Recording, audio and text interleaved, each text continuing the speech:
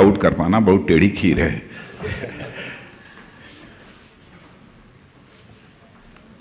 Friends, I will deliver my speech in Hindi.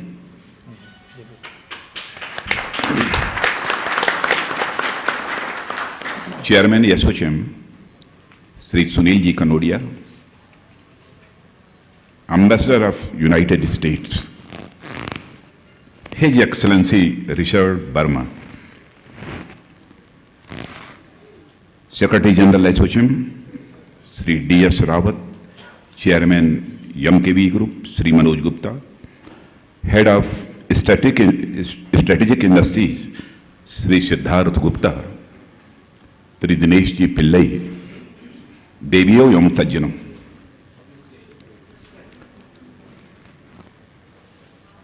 मैं यह मानता हूं कि यह सिक्योरिटी समिट जो हो रही है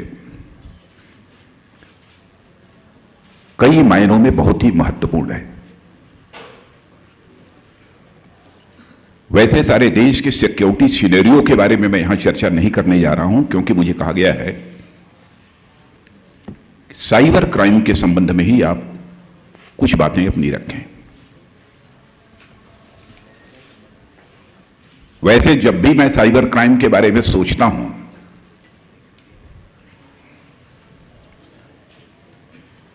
और साइबर क्राइम के आंकड़ों को यदि मैं देखता हूं तो साइबर क्राइम के आंकड़ों में जिस प्रकार की एक्सपोनेंशियल ग्रोथ हो रही है, मैं इस एक्सपोनेंशियल इस वर्ड का यूज इसलिए कर रहा हूं कि मैं फिजिक्स और मैथमेटिक्स का छात्र रहा हूं। जिस तरीके से यह एक्सपोनेंशियल ग्रोथ हो रही है साइबर क्राइम में, इसको सोचते सोचते यदि मैं किसी ग्लास, किसी शीशे के सामने खड़ा हो जाता हूं तो हमारे इस मस्तक के ऊपर वाईफाई के स्ट्रांग सिग्नल्स दिखने लगते हैं।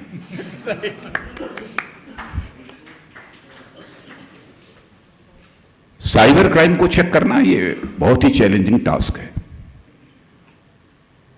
पहले यहां सिक्योरिटी का प्रश्न है, आप जानते हैं कि केवल 3 डायमेंशंस हुआ करते थे, 3 आयाम थे उसके, जल, थल, नभ। सिक्योरिटी की व्यवस्था सारी भारत में भी और सारी दुनिया ने जल, थल, नभ तीनों में जो कुछ भी कर सकती थी किया उन्होंने। जल वाले बैठे हैं, नेवी के लोग, लेकिन 20th सेंचुरी में एक नया डायमेंशन उसमें आ गया, स्पेस। उसका भी रास्ता लोगों ने निकाल लिया सिक्योरिटी का। लेकिन बाद में 21वीं शताब्दी में एक 5वां डायमेंशन उसके साथ जुड़ गया, वह साइबर स्पेस का। और जब से मोबाइल रिवॉल्यूशन आया है, आप देख रहे हैं कि इंटरनेट गांव-गांव तक पहुंच गया है। मैंने गांव-गांव तक, जरूर अधिक शायद ही कुछ ऐसे गांव छूटे होंगे जहां पर कि किसी न किसी के पास कोई इंटरनेट नहीं होगा। नहीं इंटरनेट नहीं होगा तो मोबाइल तो जरूर होगी। मैं तो आज के 8-10 वर्ष पहले भी यह सोच नहीं सकता था कि गांवों में भी वहां का रहने वाला यूथ 2G, 3G, 4G की चर्चा करेगा। आज गांव में रहने वाले लोग भी 2G, 3G, 4G की ये सब चर्चा करने लगे। ऐसे हालात हो गए। मैं आंकड़े देख रहा था तो 2011 में साइबर क्राइम के जो मामले दर्ज हुए थे, जो रिपोर्टेड FIR है, वो 2141 और 2014 में वह 9622, यानी लगभग 4.5 गुना बढ़ गई। आप स्वयं कल्पना कर सकते हैं कि यह कितनी भयावह स्थिति है। और जैसे जैसे अब इंटरनेट की दुनिया बढ़ती जा रही है, वैसे ही ऐसे पूरे देश और दुनिया में भी साइबर क्राइम तेजी के साथ बढ़ता जा रहा है। और सबसे बड़ी समस्या जो साइबर क्राइम की होती है वो उसके डिटेक्शन की, इन्वेस्टिगेशन की और प्रोसिक्यूशन की। जो हम लोगों के सामने सबसे बड़ी समस्या आती है इसको लेकर एक समस्या खड़ी होती है, क्योंकि साइबर क्राइम फेसलेस होता है और बॉर्डरलेस होता है। अब उदाहरण के लिए मैं कहूं, यदि कोई अपराधी बैंक को यदि लूटना चाहे तो उस अपराधी को योजना बनानी होगी, बैंक को आइडेंटिफाई करना होगा कि हमें किस बैंक को लूटना है, फिर उस बैंक में अपने मित्रों को भेजकर उसकी रेकी करानी होगी, उसको यह दिखवाना पड़ेगा कौन सा लाख तोड़ने के बाद ज्यादा से ज्यादा करोड़ों रुपए हमको मिल जाएंगे, यह सब कुछ करना होगा। यदि वह जाएगा वहां पर तो जरूर कुछ न कुछ ऐसे साक्ष्य, कुछ ऐसे प्रमाण, कुछ ऐसे एविडेंस, यदि उसको रजिस्टर कर लिया गया उस केस को, तो इन्वेस्टिगेटिंग एजेंसी निकाल सकती है कि भाई इतने यहां पर बैंक लूटने वाले लोग आए थे और इसी प्रकार से उन्होंने क्राइम यहां पर किया होगा। लेकिन साइबर क्राइम, इसके माध्यम से यदि कोई कुछ कर ले, गांव में बैठा हुआ व्यक्ति भी, दुनिया किसी दूसरे देश में बैठा हुआ व्यक्ति करोड़ों करोड़ों रुपए लूट सकता है। क्या समाधान है इसका? इसीलिए मैंने कहा कि डिटेक्शन, इन्वेस्टिगेशन और प्रोसिक्यूशन में साइबर क्राइम को लेकर बहुत ही चिंता होती है कभी कभी। और कभी कभी ऐसा होता है कि जब किसी दुनिया के दूसरे देश में बैठ के अथवा दूर दराज गांव में बैठकर इस प्रकार की हरकत यदि कोई करता है तो अपना डिजिटल ट्रेल भी नहीं छोड़ता है, इसमें भी उसे महारत हासिल है और बड़ी वारदात को वह अंजाम देने में सफल होता है। और जहां तक साइबर स्पेस सिर्फ अधिक अपराधियों की ही नहीं, बल्कि आप जानते हैं कि हैकर्स की गतिविधियां भी लगातार ये बढ़ती जा रही हैं। इस दृष्टि से भी यह साइबर स्पेस लगातार इनसिक्योर्ड होता जा रहा है, असुरक्षित होता जा रहा है, ऐसी स्थिति पैदा हो गई है। और ये हैकर्स कई सिक्योर्ड नेटवर्क में सेंध लगाने में, उसमें प्रवेश करने में पूरी तरह से कामयाब भी हो जाते हैं।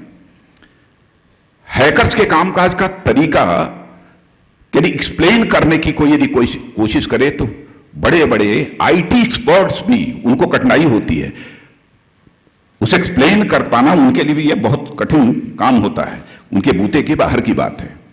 और दुर्भाग्यवश साइबर और नेटवर्क सिक्योरिटी में हमारे जो भी मौजूदा प्रोडक्शन और मॉडल्स हैं वह बामुश्किल, मैं आंकड़ों के बारे में हो सकता है कि थोड़ा बहुत अंतर हो, लेकिन बामुश्किल 15% मैलवेयर, यानी एक प्रकार का जो कंप्यूटर वायरस होता है वह डिटेक्ट कर पा रहे हैं।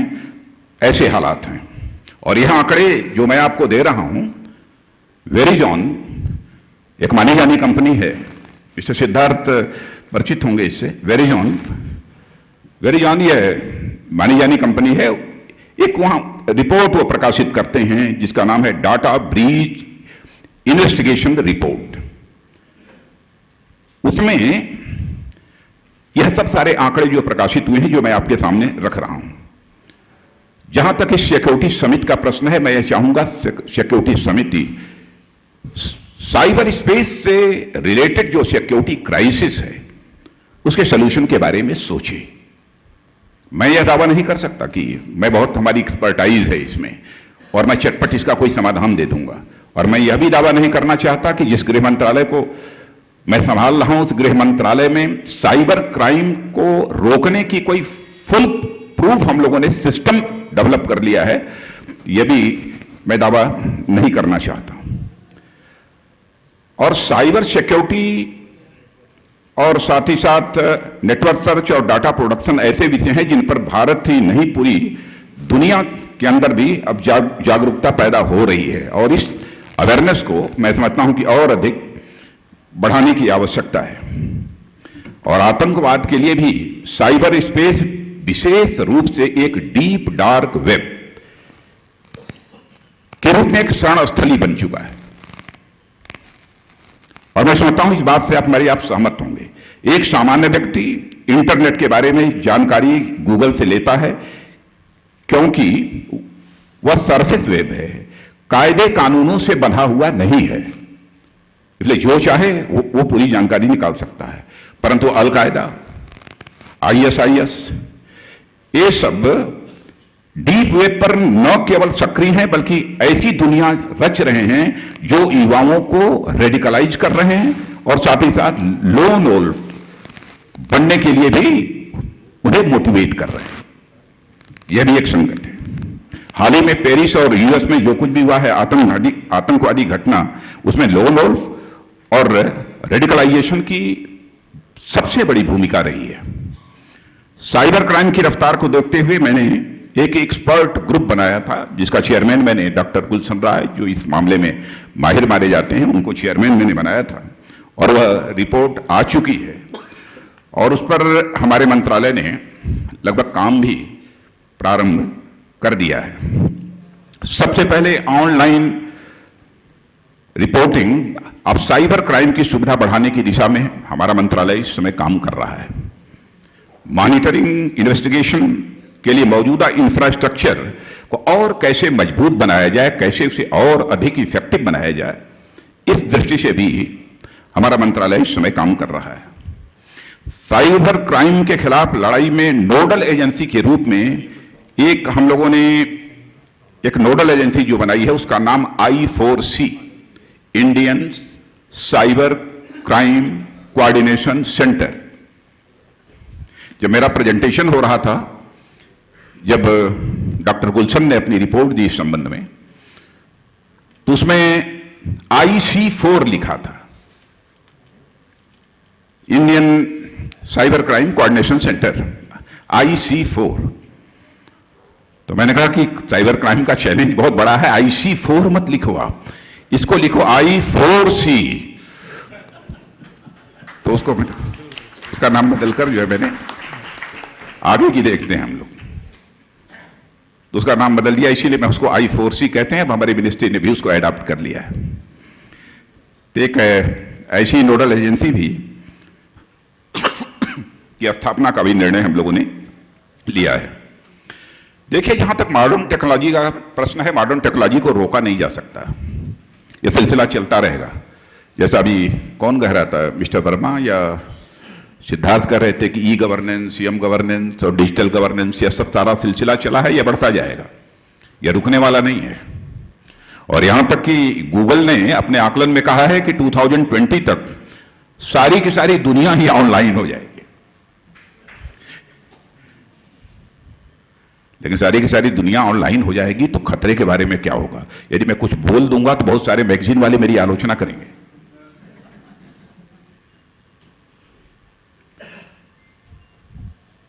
जो कुछ भी करना चाहिए, that must be compatible to nature.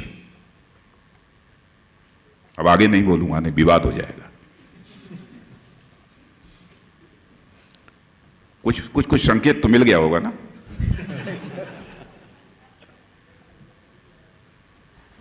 अब ये संकट है, अब पूरा वर्ल्ड ही इंटरकनेक्टेड है, पूरा वर्ल्ड इंटरकनेक्टेड वर्ल्ड, जहां बहुत सारी अपॉर्चुनिटीज देगा, बहुत सारे अवसर देगा, अवसरों का महासागर होगा। लेकिन यदि अवसरों का महासागर इंटरकनेक्टेड वर्ल्ड में यदि हमको प्राप्त हो रहा है तो इस हकीकत को भी हमको मानकर चलना चाहिए, चुनौतियों का तूफान भी आएगा। ये सही है ना, महासागर है तो तूफान आएगा, चुनौतियों का तूफान भी आएगा। उससे निपटने की हमको तैयारी करनी पड़ेगी। और मैं समझता हूं साइबर सिक्योरिटी इंश्योर करने के लिए नेटवर्क सिक्योरिटी के लूप होल्स बंद करने पड़ेंगे। लेकिन मैं तो बंद कर नहीं सकता, जो आप में से जो एक्सपर्ट्स बैठे होंगे इस संबंध में सुझाव दे सकते हैं कि ये लूप होल्स कैसे बंद किए जा सकते हैं। और मैं समझता हूं कि यह समिति यदि कोई अपनी रिकमेंडेशन देती है, कोई सुझाव देती है,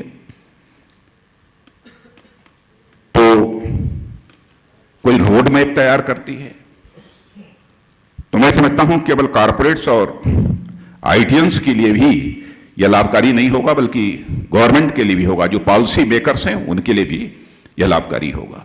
और मैं यह मानकर चल रहा हूं कि यदि एसोचैम ने यह सिक्योरिटी समिति यदि ऑर्गेनाइज की है तो इसका लाभ हमारे देश को मिलेगा। और मैं एसोसिएशन को, इस ऑर्गेनाइजेशन को, सुनील जी आपको और पूरे आपके ऑर्गेनाइजेशन को मैं विशेष रूप से बधाई देना चाहता हूं कि इतने महत्वपूर्ण मुद्दे पर बहुत सारे एक्सपर्ट्स को आपने इनवाइट किया है और उनकी क्या ओपिनियन है, क्या व्यूज हैं इस मामले में, उसको सुना है और इस सबको